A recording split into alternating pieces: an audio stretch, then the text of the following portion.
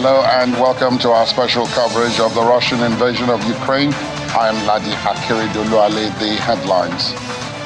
Investigations of leaked Pentagon documents take shape as Department of Justice initiates its own probe.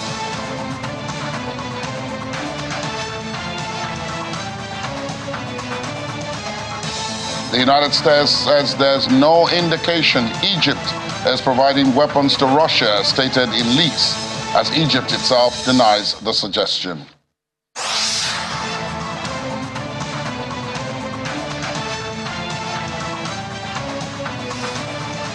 And plus, Canadian Prime Minister Justin Trudeau confirms cyber attack on Canadian infrastructure, first disclosed in Pentagon documents leak.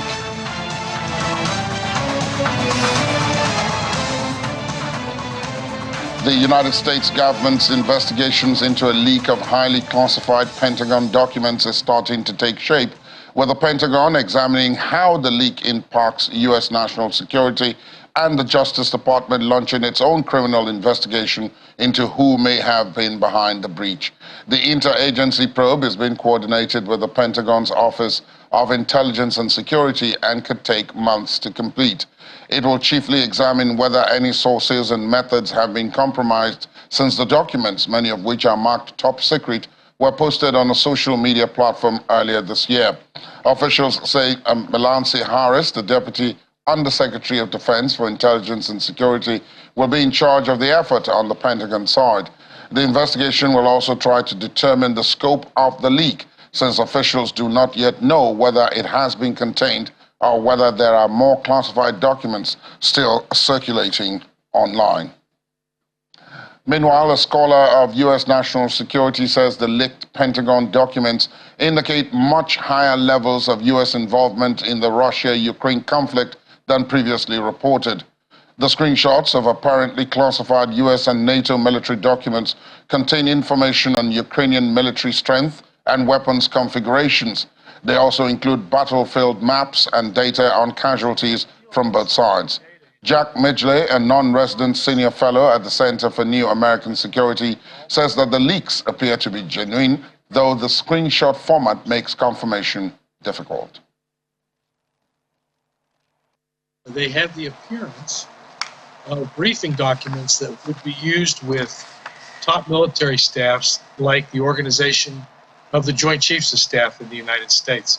So they have the appearance of being real. Whether they've been altered or modified from old examples, it's impossible to tell just by examining the documents.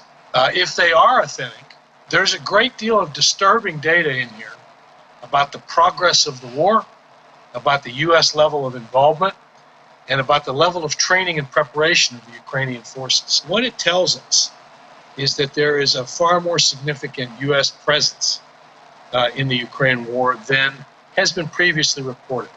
For example, the documents tell us that there are, in fact, U.S. Special Operations soldiers on the ground in Ukraine. It tells us that there are 100 U.S. government personnel on the ground in Ukraine.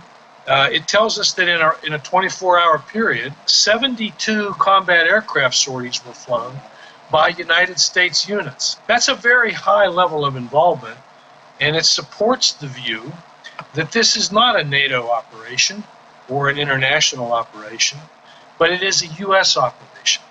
And I think that may well have been the intended message from whoever leaked these documents.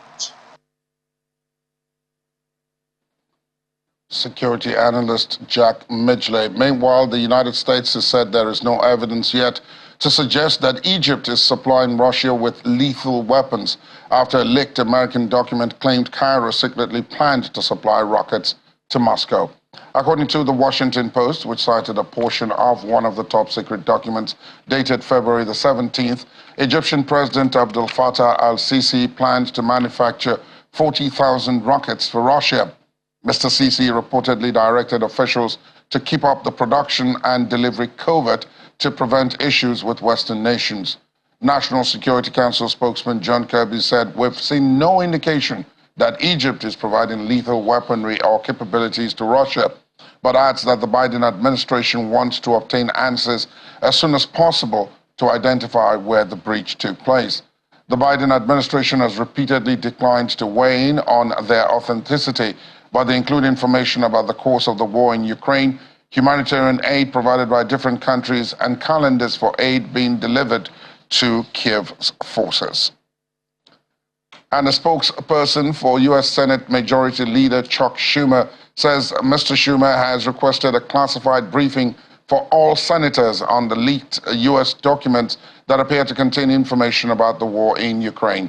The U.S. Justice Department is investigating how the trove of highly sensitive documents ended up on social media sites, but the Defense Department is still reviewing the matter and has taken steps to tighten the flow of such highly sensitive documents, which are normally available on any given day to hundreds of people across the government. While the Pentagon has stood up an interagency effort to assess the impact of the leaks, U.S. officials and close allies already fear the revelations could jeopardize sensitive sources and compromise important foreign relationships. In the meantime, Canadian Prime Minister Justin Trudeau has confirmed that there was no physical damage to Canadian energy infrastructure after leaked U.S. intelligence documents. Mr. Trudeau said, quote, "In regards to the reports of cyber attacks against Canadian energy infrastructure, I can confirm that there was no physical damage to any Canadian energy infrastructure following the cyber attacks." Mr. Trudeau also confirmed that his government website was down after a denial of service attack yesterday. The website appeared to be functioning normally a couple of hours later after being stood down for several hours. And South Korea has said the information contained in the leaked classified Pentagon documents that appear to be based on sensitive conversations between top South Korean security officials is, quote, fabricated without providing further details. The documents have become a domestic issue in South Korea amidst accusations that they expose the extent of the United States eavesdropping on key regional allies. The fallout comes as South Korean President Yoon Suk-yeol is scheduled to make an official state visit to the United States on April the 26th, where he will be hosted by President Joe Biden. The two countries will celebrate the 70th anniversary of their joint security alliance during the visit. One document released in the leak suggests South Korean officials were concerned ammunition sold to the United States could be diverted to Ukraine, potentially violating the country's policy of not supplying lethal aid to countries engaged in conflict. Another document cites information relating to South Korea as coming from a signals intelligence report or intelligence gathered through the interception of communication signals. And one day after China simulated joint precision strikes on Taiwan during military exercises around the island, Taiwan's Foreign Minister Joseph Wu has condemned Beijing's actions and warned that they seem to be trying to get ready to launch a war against Taiwan. Mr. Wu said, quote, "Look at the military exercises and their rhetoric. They seem to be trying to get ready to launch a war against Taiwan. The Taiwanese government looks at the Chinese military threat as something that cannot be accepted, and we condemn it." Asked if Taiwan has any sense of the timing of a potential military action from China, given U.S. intelligence assessments that Mr. Xi has instructed his military to be prepared by 2027, Mr. Wu expressed confidence in Taiwan's preparations. The exercises appeared to mark the first time the Chinese Navy has simulated strikes by aircraft carrier-based warplanes on Taiwan. U.S. Defense Secretary Lloyd Austin says Ukrainian forces have much of the capability they need to continue to be successful. General Austin said he had just spoken with his Ukrainian counterpart Oleksiy Reznikov and was confident Ukrainian forces would continue to fight the enemy and not be driven by any specific plan. I just spoke with my counterpart in Ukraine today, Minister Oleksiy Reznikov. We talked about a number of issues, but as we typically do. But he and the leadership remain focused on the task at hand, and I have every confidence that they will do what good leaders, great leaders do. They will fight the enemy and not be driven by a specific plan. They have a great plan to start. They have much of the capability that they need to continue to be successful. We've trained an enormous number of troops. We've provided a substantial number of platforms, and so I think he feels that they're in a pretty good position, and we'll stay focused on continuing to generate security assistance capability so that they can continue to be successful whenever they choose to take up offensive operations. United States Defense Secretary General Lloyd Austin. And Russia has conducted what it said was the successful test launch of an advanced intercontinental ballistic missile weeks after it suspended participation in its last remaining nuclear arms control pact with the United States. The Russian Defense Ministry said in a statement that a combat crew successfully launched this ICBM of a mobile ground-based missile system from its Kapushtin Yar test site, adding that the missile's training warhead hit a mock target at the Barishagan training ground in the Republic of Kazakhstan with given precision. Since sending troops into Ukraine last year, President Putin has issued thinly veiled warnings that he could use nuclear weapons there if Russia were threatened. Let's talk now to Chidi Wanu, regular contributor and security expert. He joins us from the British capital, London. Good morning to you, Chidi. Good morning. Thanks for having me. So much to talk about. Let's begin with this Pentagon leaks. There's been a lot said from different angles about these various leaks, and they seem to have so much impact on relationships, military and otherwise, with various countries, Canada, South Korea, just to mention two, as apart from the United States itself. What's your reading of this leaks? Is it that the U.S. is playing damage control now, and that in fact the leaks have been highly embarrassing? It's a very interesting conundrum because there's two ways that you can look at this, and the first is, at face value, that these are actual leaks from the US, and somebody somewhere has taken these documents out and is circulating them in order to either embarrass the United States or share information with the wider world, which is on face value what this looks like, and that is highly embarrassing because it's obviously a massive breach of security.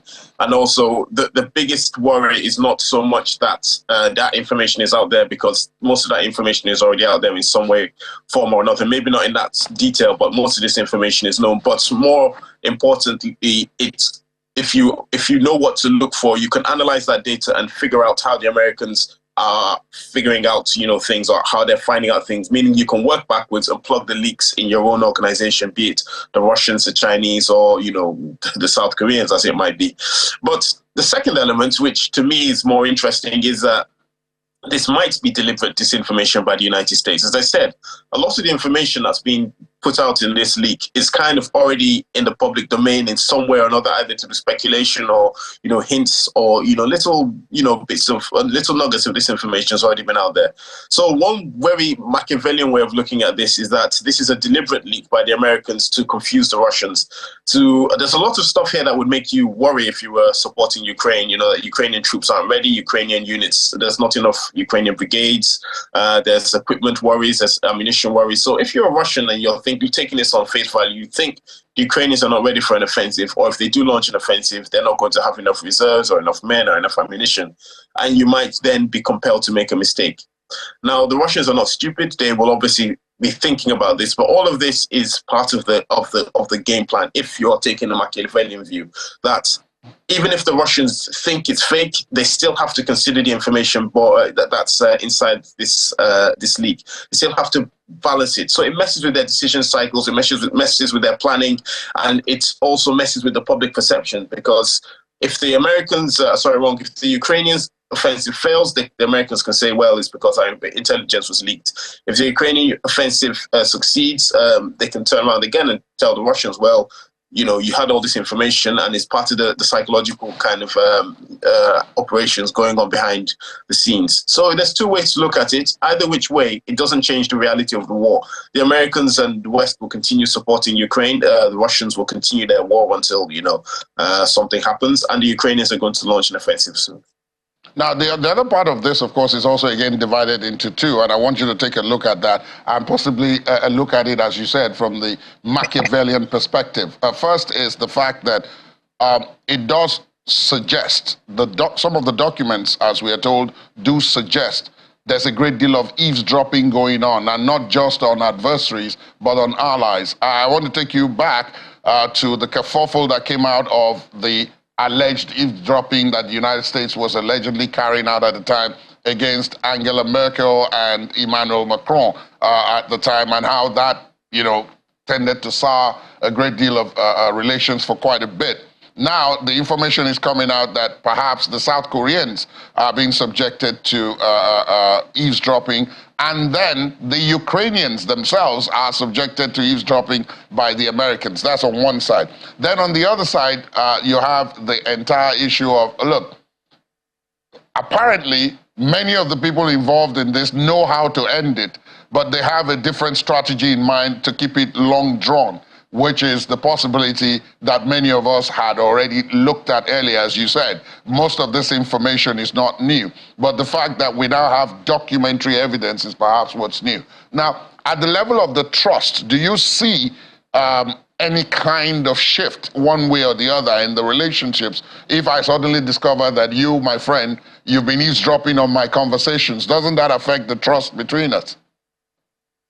No. And I will explain why I say no. On a personal level, definitely. If it's between, yourself, myself, maybe my partner, my friends, whatever it is, and we're spying on each other, yes, that would clearly be a problem. But within countries, amongst countries, even allies, it's expected. It's part of the game. I mean, the South Koreans will complain, the Germans will complain, the Ukrainians will complain, the French will complain, but everybody knows it's happening.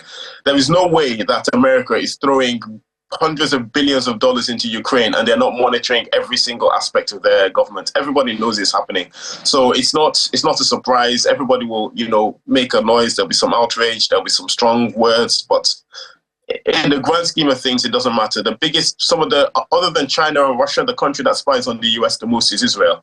It's not, these things in that world, that's not my world, but that world is, things are fairly cynical. So everybody understands that they'll be spying on each other. The South Koreans know the Americans are monitoring them. The Ukrainians know they're monitoring them. And some of this, and it's not only for negative reasons. So part of the reason why, the Americans would monitor the South Koreans or the Taiwanese, or the South Koreans themselves would try and monitor the Americans, would be because they want to understand what's happening within that country. They want to understand the impact of their decisions on that country. And they also want to understand if there are leaks, if there are problems, if there's decisions that are going to happen that will, affect them. So they want to have multiple channels to get that information. That's what any reasonable intelligence kind of operation does. You don't just rely on one source. You have multiple sources, and that will include, in this case, spying on your friends. So it won't necessarily undermine trust. It's what's relevant here is what that information, how that information is used. So, I mean, I've not seen all of the commentary from, the reviews of Ukraine and South Korea, but if, for example, they're making negative comments about the South Korean president or South Korean governments, that would be what would be the problematic. But the mere fact that they're spying on them, I think everyone kind of knows this is happening. And if they find out, that's just generally a quiet word saying if you get caught, there'll be a quiet word, or or depending on the political situation, they might make something of it. But in reality, I mean, in that world, it is kind of what it is. But the wider point that you're making about, kind of revealing intentions, again, it's very difficult to discern from this leak, what's the actual central point. If it is just a leak, as is, as I said earlier, on face value, this is a genuine leak of information, then it's difficult for us to kind of assess whether what they're saying is, we know how to make a peace deal, which we're going to have to make some concessions, etc., etc. Or if we're looking at it again from the Machiavellian point of view, again, they're saying things which are very interesting to an adversary. if I'm telling you that I'm about to fight you, if we're about to get into a fight and I'm telling you already that I'm tired, if I'm telling you already that, one of my arms is broken, that's giving you an advantage. But if I'm telling you that and it's a lie, then I'm actually taking an advantage away from you, because you're going to be lulled into a sense of security without knowing that in reality I'm up to full strength and I'm able to, to perform, at optimum level. So if this is a deception operation, which I personally believe it is, then it's, it fulfills that of confusing the enemy and, building uncertainty in their mind in a build up to something which is very obvious. So just to end on that point, the biggest issue that you have in an operation, so for example, we'll go back to the 1973 Yom Kippur War between Israel and Egypt and Syria. Everybody, the Egyptians knew they had to cross the Suez Canal, and they knew the Israelis would see them doing it. So the way they made the Israelis, kind of ignore what was happening was to keep every single month, for example, they would, go up to the canal, pretend to cross it and go back. It got to the point that the Israelis, when they actually were going to invade, were able to look back and looked at the Egyptians and said, oh, maybe this is not really an invasion, and ignored this, and the Egyptians invaded. So right now, everybody knows that the Ukrainians are about to launch a spring offensive. Now, one of the ways to confuse the Russians is to say, well, they're going to launch a spring offensive, but they're not really as strong as we think they are. I mean, in that case, when the Russians might not prepare as much or might not, devote as much troops or might look in the wrong direction. So this could all be a very complicated deception operation, and if it's not, it will be turned into one. Indeed. Now, before I let you go, I must ask about this, though. On the battlefield itself, you and I have discussed this repeatedly, but yesterday I read something very interesting, and that harkens back to what I said about, how this could proceed, and that was even before this leak came out. That there are some weapons that are being kept back by the allies from the Ukrainians, which could help them, level the playing field, if you like, or in fact, tilt it in their skill. For example, the Grey Eagle armed drone, the 300-kilometer attack MS missile, which the Americans have refused to hand over to the Ukrainians.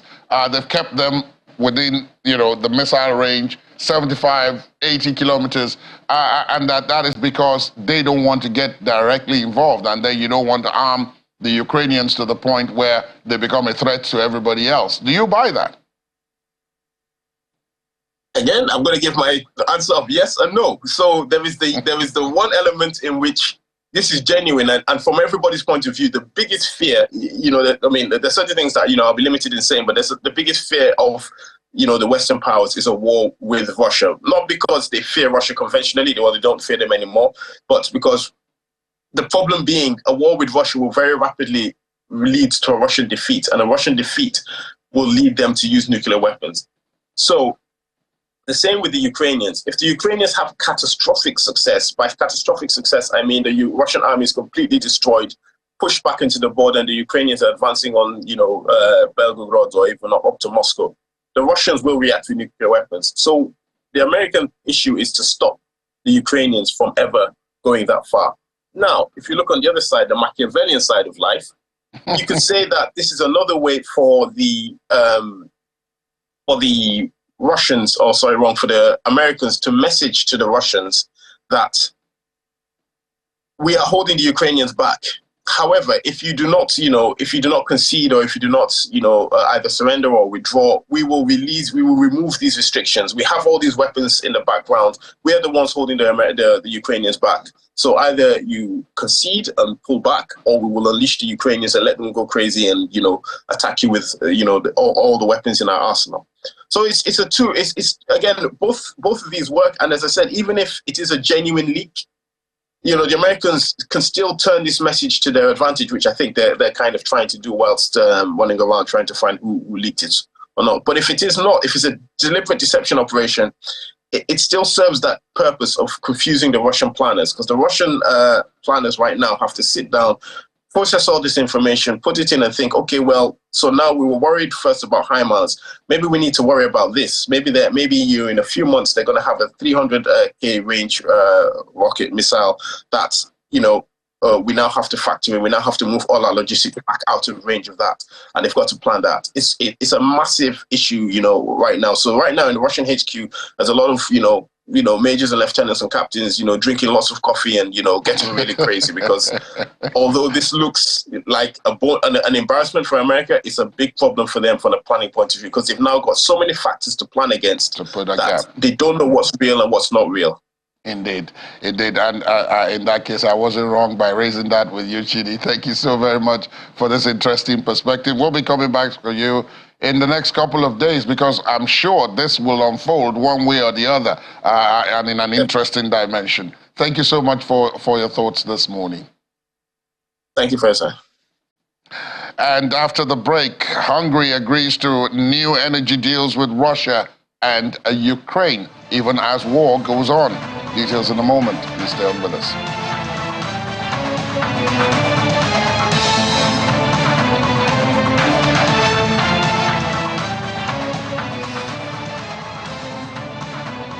Tune in to Just Nigeria and get the lowdown on the issues that really matter. You have the world at your fingertips. Check out the Nigerians shaping the future at home and around the world. What inspired the film was my life story. And hear from those voices without a platform. That I lost my brother. This is your country. Anything you set your mind to, you can bring to life. This is Just Nigeria, a partnership between the BBC and Channels TV every Wednesday at 9 p.m. Our website, channelstv.com, has more information on our top stories and others. Subscribe and watch Channels Television's live stream on YouTube and other social media platforms using your mobile device browser. Or download the Channels TV app for Android and iOS devices from their respective stores. You can also watch us via your smart TV platforms on Apple TV, Android TV, Fire TV, and Roku. Channels Television, ubiquitous.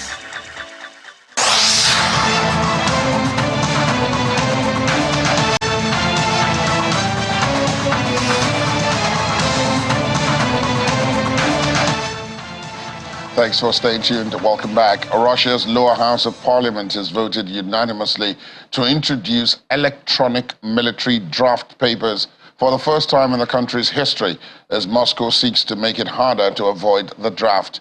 The State Duma, that's the lower house of parliament, gave its preliminary approval to changes in the law in a so-called second reading of the relevant legislation. Some lawmakers complained the changes were being rushed through without giving them enough time to scrutinize the changes. Russia is ready to introduce electronic military draft papers in an effort to make it harder for men to avoid being drafted after the lower house of parliament gave its backing to the move. It's part of a push by Moscow to perfect a system it has used to bolster its military forces in Ukraine, though government officials say there are currently no plans to compel more men to fight in Ukraine. U.S. Secretary of State Antony Blinken says Russia's detention of Ivan Geskovich and denial of consular access to the Wall Street Journal reporter sends a message that people around the world should, quote, beware of even setting foot in Russia. Mr. Blinken, who formally designated Mr. Geskovich as wrongfully detained, said U.S. consular officials had not had access to the journalist since his detention on March the 29th. In breach of its obligations under a consular convention Moscow signed with Washington. Mr. Blinken adds that Moscow's actions would do even more damage to Russia's standing around the world. Being wrongfully detained by Russia. President Biden had an opportunity to speak to his family today, I believe. I've spoken to your colleagues, including leadership of the Wall Street Journal, multiple times about Evan's situation. When I spoke to Foreign Minister Lavrov about a week ago now, just after Evan was detained, I of course pressed for his immediate release, but I also pressed for immediate consular access to him. The fact that Russia has not granted that access puts it, once again, in violation of international commitments it's made, commitments that are at the heart of diplomatic relations between countries and the ability of our citizens as well to be able to safely be present in other countries. I think Russia not following through on meeting its obligations to consular access. Never mind the practice of detaining people arbitrarily for political purposes. Canada has imposed new sanctions over Russia's invasion in Ukraine and pledged fresh military support for Kiev. It comes after Prime Minister Justin Trudeau met with Ukrainian Prime Minister Denis Shmyhal in Toronto.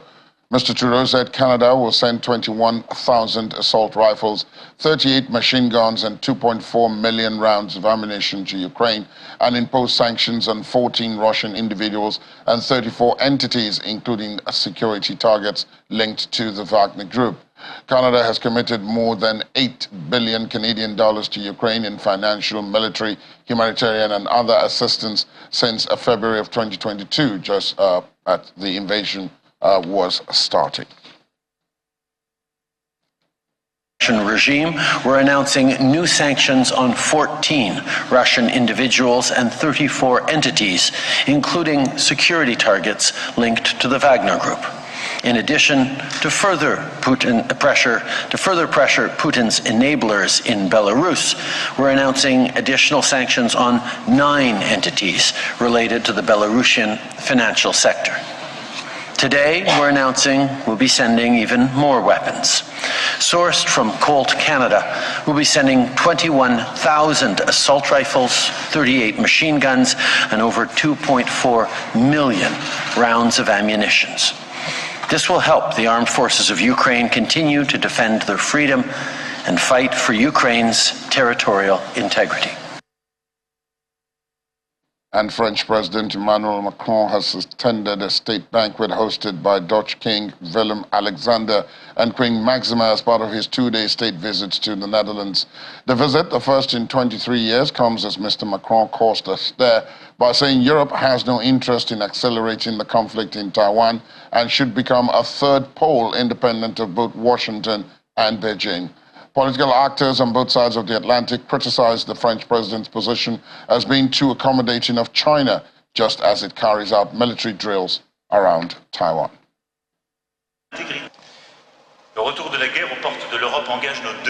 The return of war at the gates of Europe commits our two countries, once again uniting their determination to defend the territorial integrity of Ukraine in the face of Russian aggression, to defend European soil and our deals there once again, and the reorganization of the international landscape, shaken up by Brexit, weakened by the health crisis, strategic and commercial tensions, must lead us to support each other more than ever, to support this shared vision of the world, which multiplies the power of our common projects.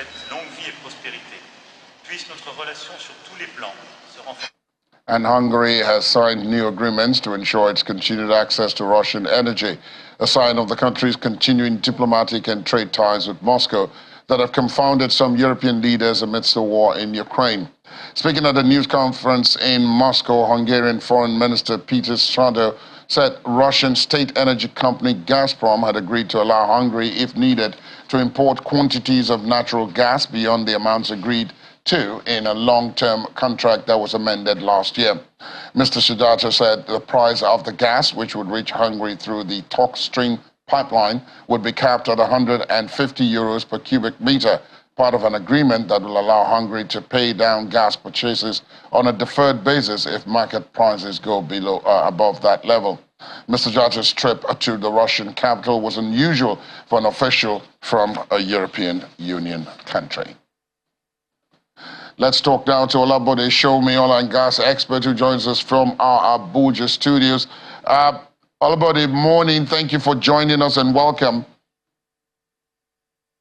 Good morning. It's a pleasure to be here. That story I just read tends to signal where I want to begin our conversation, which is that the war in Ukraine, apart from what's going on the battlefield and what's going on in terms of sanctions and so on, has necessitated a very profound shift in the way oil and gas dynamics have gone in the last year or thereabouts, from buyers to sellers and so on. So I want to start off first with what some have described as the shock from OPEC Plus a couple of days ago now it is, when they announced cuts in production, which of course meant that prices went up, though not by as much as many may have been expecting. What did you make of that? I think it's normal for an organization such as OPEC Plus, to do things that will preserve the interests of their members. I mean, it's basically why they were formed in the first place. But this thing starts to take another perspective when you look at the situation within Europe at the moment. There's a bit of an energy crisis, primarily because the gas which normally should have been available for energy usage in winter and for basic manufacturing activities are not as available or readily available as they were. So basically, it can be seen as an act of aggression for an Europe that is still battling with managing its energy situation. So that's where it takes a perspective. But the other part of it is that there is a need for a more longer-term policy perspective direction within the EU itself, because basically on one hand there is this voice, this talk about sustainable energy and the fact that they don't want anything that has carbon within it, they don't want coal, they don't want gas and petroleum related products. But on the other hand, you see a lot of sensitivity in terms of the actions that they do, sensitivity and push towards that. So sometimes it's a conflicting perspective to the EU, because ordinarily, given the drive, given the pursuit that they want sustainable energy, they want green energy, they should not be bothered by actions of OPEC. But the reverse is the case. So there comes a point in time that there is a need for a convergence between what the EU is saying and what they are doing. And that, to my mind, is summary in that case. Now, of course, there seem to have been some newer big boys, if you like, let's use the Nigerian parlance here, in the aftermath of the Russian invasion of Ukraine. A couple of countries in the Middle East have stepped big time into the breach created by the withdrawal of Russia's supply to Europe. So you have even small countries like Oman and Bahrain and a couple of others taking a larger than usual footprint in supply and other things like that, particularly of gas to Europe. Now, do you think that should worry OPEC, especially because you said that, OPEC was created for the benefit of its members? Now, some of these countries that are now taking a larger footprint are not members of OPEC, they're not members of OPEC Plus, but they are entering into bilateral relations with the EU and with individual European countries. So at the end of the day, is there not a fear that they may end up shutting out OPEC and OPEC countries from the buyer's market? Well, that's true. That's definitely a cause for concern. But the question to be asked is that, are they able to meet the volumes that Russia is supplying? I don't think so. I don't even think they're able to meet half of it, because it needs to be kept in perspective. Russia is the #1 gas producer in the world. Yes, they were not in OPEC, but they were producing so much gas, and virtually 97% of it was going into Europe. When we did a study of gas emissions, we found out that the #1 gas emission country in the world is Russia. Followed closely by Nigeria. It's no longer the case, but that just speaks to the fact that Russia was producing significantly more gas than anybody else. So for those countries to want to replace Russia is going to be a big ask. Do they have the reserves? Do they have the infrastructure that is built? The infrastructure and the relationship between Europe and Russia are decades old. Some of all these things some of the infrastructure were built in the 80s. So it's not something that is going to be replaced overnight. And then there is also the issue of the politics, like I said earlier, a disconnect between what politicians are saying at some times and what they're actually doing behind the doors. Behind what is visible.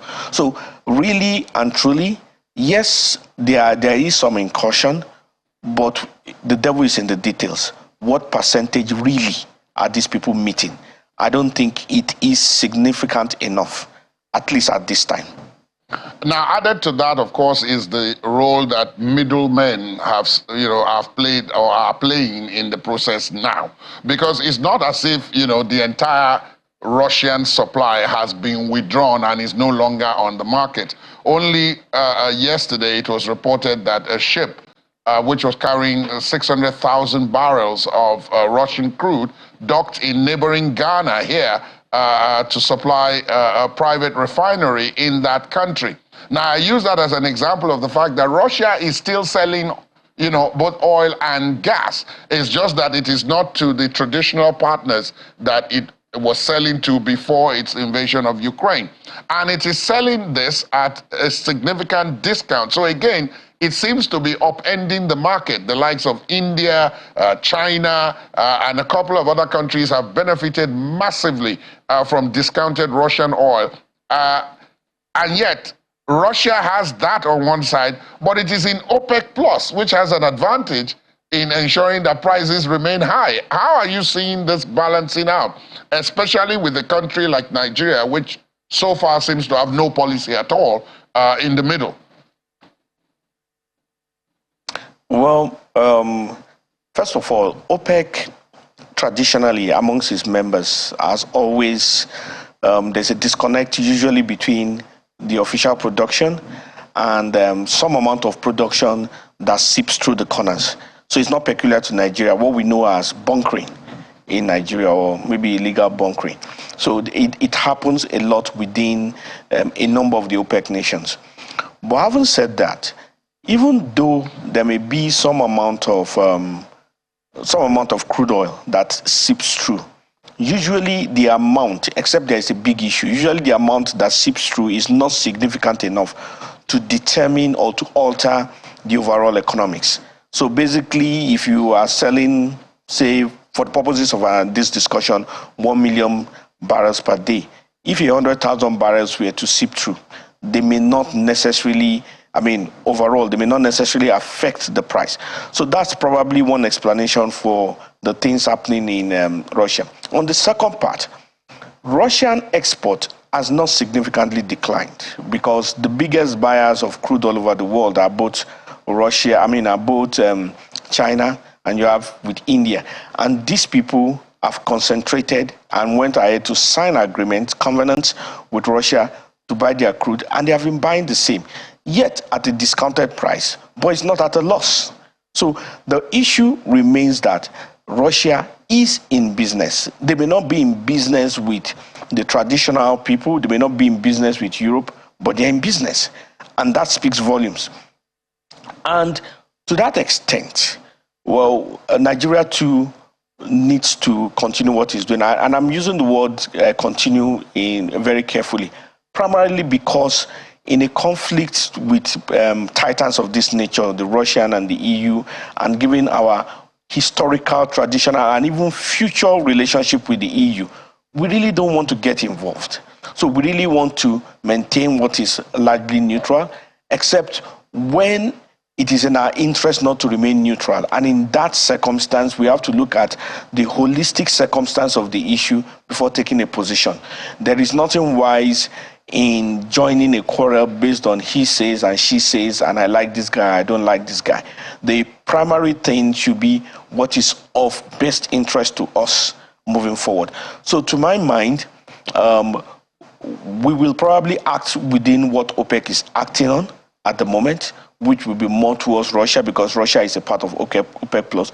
But at the same time, we do not want to be seen as a Russian ally or an EU ally in this matter. So that we do not take enemies that we do not inherit enemies that we did not bargain for. That would be my own view to that. Indeed, that appears to be the viable thing to do at this point. Olabode Shomi, as always, your expertise is welcome, and we thank you for your thoughts this morning. It's been a pleasure speaking with you. Thank you. The pleasure is all mine. And when we return, China is ready to welcome back giant panda Yaya from a zoo in Memphis in the United States. Details in a moment. Please stay on with us.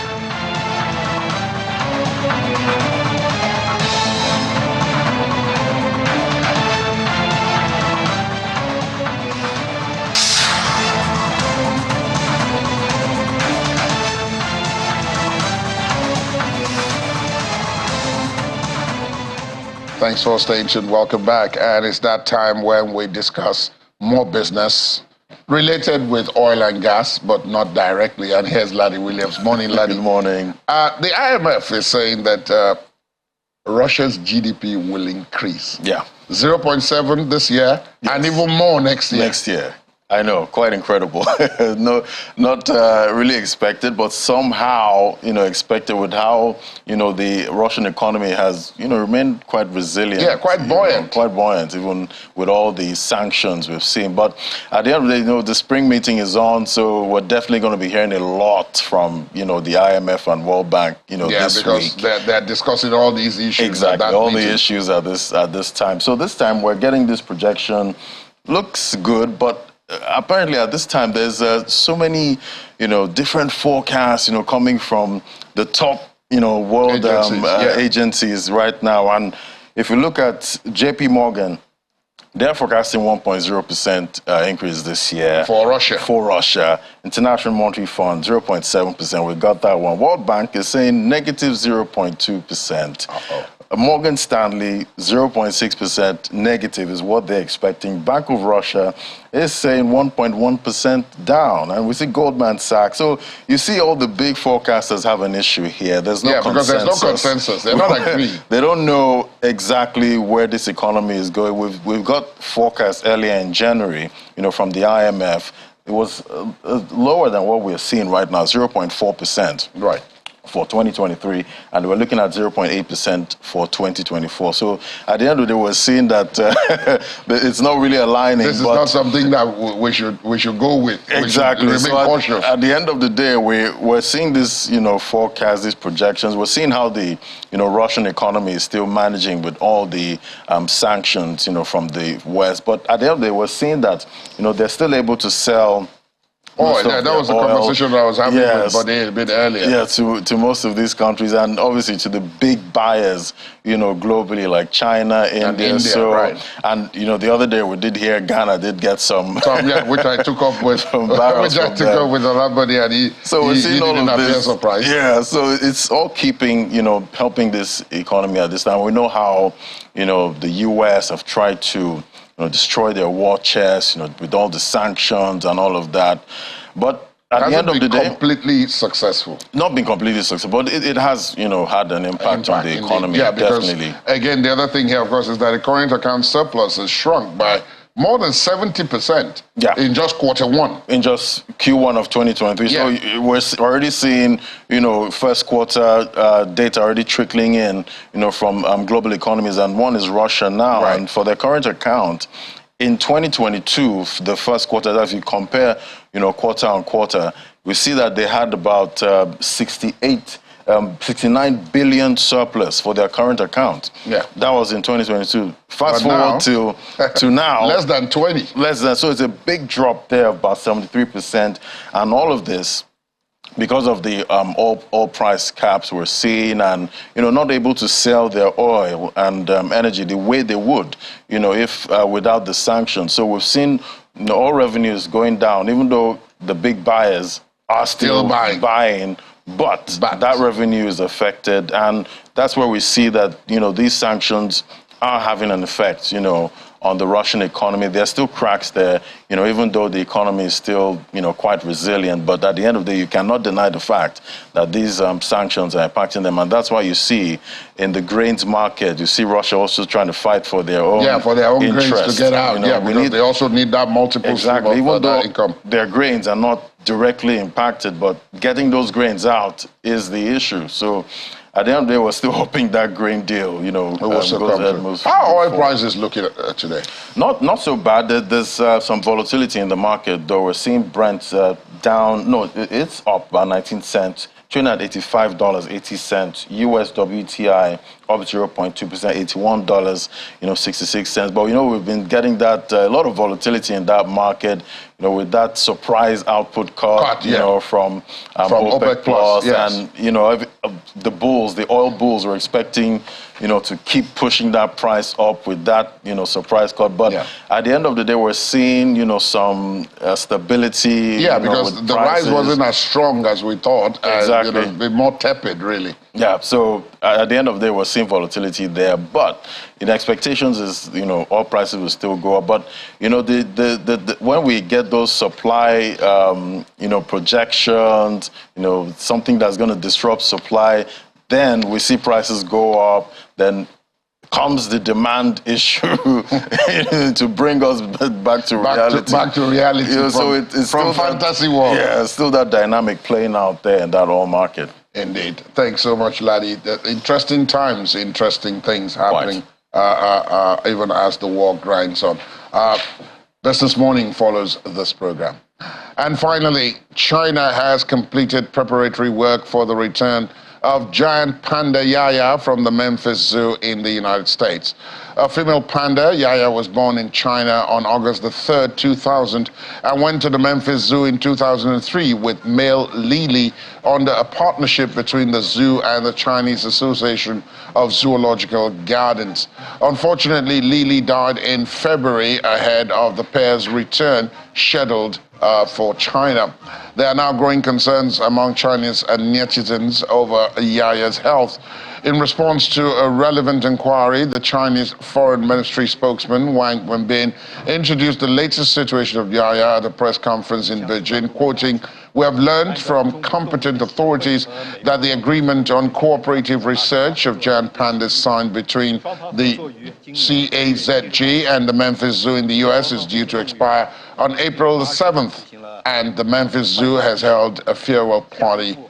Going forward, U.S. Fish and Wildlife Service will set out to issue export permits according to relevant procedures after the publication of permits for Yaya and Lily finishes on April the 12th. According to the spokesman, Yaya is basically in a stable condition at the moment.